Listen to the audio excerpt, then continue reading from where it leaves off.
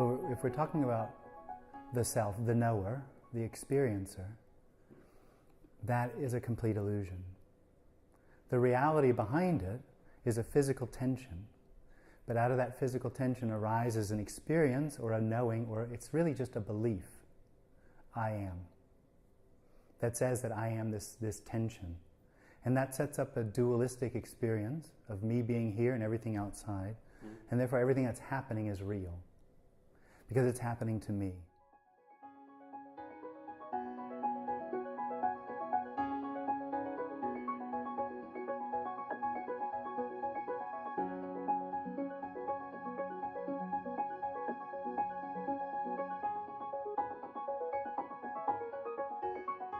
And that reality means that it means something to me. I have to do something to make it right, to make it work. That's my experience as an individual.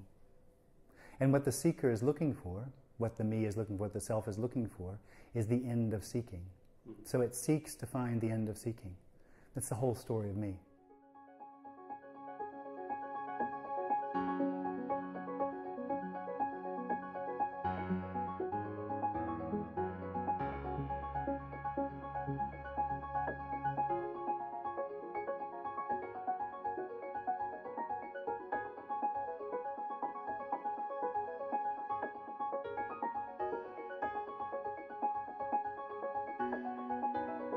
So it's energetically a need to find what it feels like it's missing. The energetic aspect is that there's a position, so positional, that I'm here and you're there. And that position is the effort of the individual to overcome the seeking, to unite itself with itself again, is to overcome that distance. And that's the energetic experience of the individual. That something's wrong, that distance, and that needs to be overcome.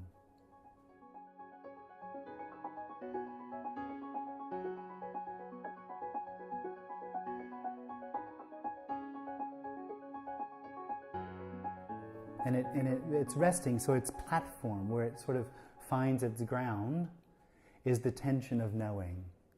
I know, I'm here. And the conviction that as a self, as separate selves, that seems to happen is that we can know something, that we can have something, that we can get something. Well, there's an experience of that. It's not real. Nothing can be known, nothing can be gotten, nothing can be had. No. Right? But the experience seems to be that there is that, yeah. And that seems to confirm the experience of the individual. So the experience of the individual is that I have free will and choice. Yeah. To choose whether I hear something or not, or whether I do something or not. Yeah. That free will and choice isn't real.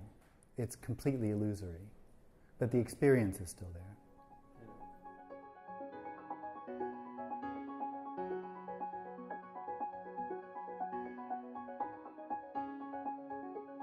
To me, often much more surprising that the individual can maintain itself than the fact that it falls away sometimes. Yeah.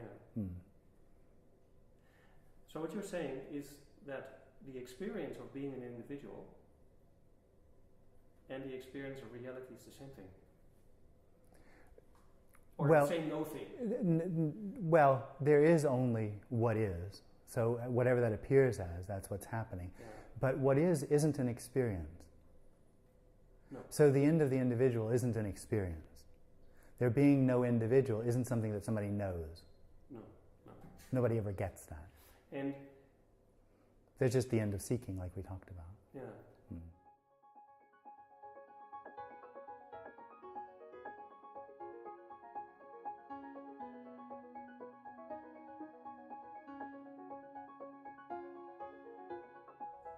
So, in a way then, the what is, which is ungraspable, which is unnameable, or is what is. Which is this. Which is this. Yeah. Ungraspable and unavoidable. Yeah. Yeah. In some traditions that is called reality with a capital R. Okay. And that's where there's confusion. Well, for me, the confusion is that people actually really believe there's a reality with a capital R and a non-reality with a small r, or a small self, which then becomes a big self, or that's the misunderstanding. That one of those is real and one of them isn't. There is only appearance. The reality behind it, or the experience of the reality behind it, comes solely out of the individual. which experiences itself as real and has a need for a capital R or a capital S to make itself feel better, to bridge that gap which we talked about before, which itself is.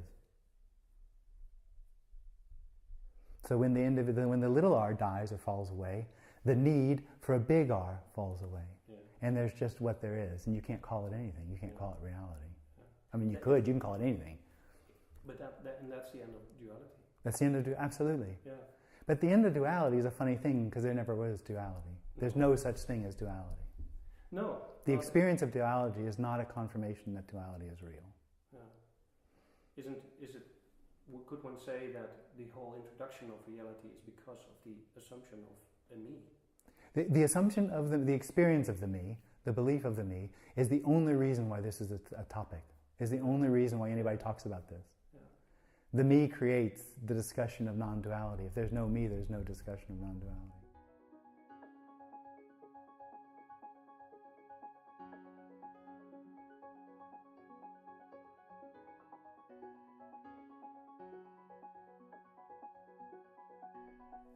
Apparently, for some people,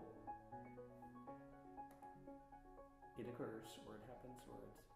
Well, it actually just stops happening. Or it's, that's the problem with language, of course. A little bit, yeah. But it just stops happening. Something that never happened stops happening. That's the thing. Yeah. Just to be clear. Yeah.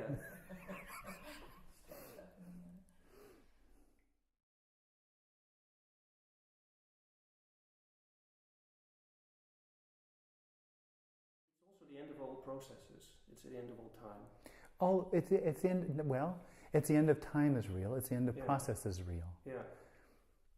Here, I don't know what it's like for anyone else, but here it's the end of the need for a parent process or a parent time to mean anything, to have an effect. Mm-hmm. There's no need to become anything. There's no need for anything to change.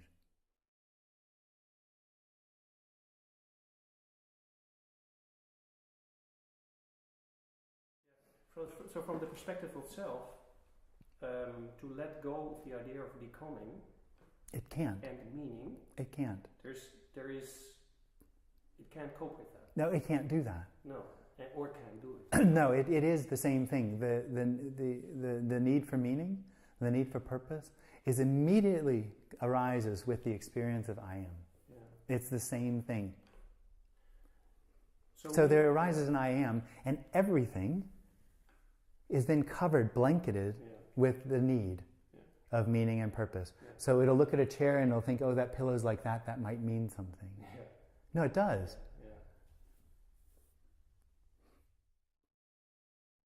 Yeah. Every individual is a seeker.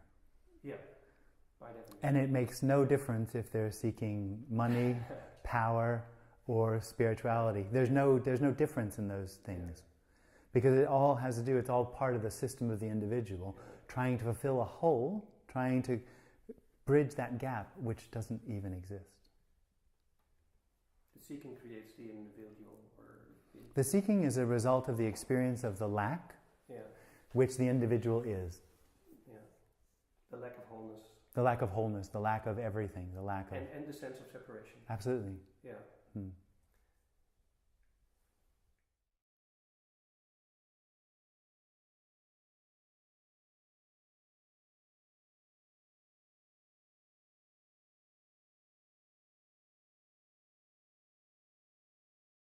There could be an immediate recognition and falling away of everything, or of course this famous gradual unraveling. Could you say something about that? What happened here? Well, the last bit, when I first heard about non-duality, it was only recognized in retrospect that there was an experience or an end of absolute all experience. Absolute nothing was just nothing. And of course there was everything, nothinging or nothing, everythinging is all that there was. There was no recognition of what that was. It was just a very large energetic happening. And then over a period of time after that, there was a falling away or glimpses of certain aspects of what this is or what's being covered over by the seeking for what is.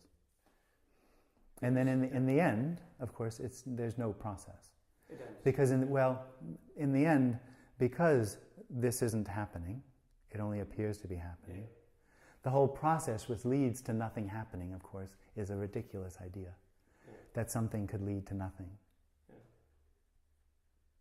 So in the end, it's recognized there's no process because nothing has ever really happened. It was just a dream. Mm-hmm. Out of which no one awakes, because the dream is the dreamer's own dream.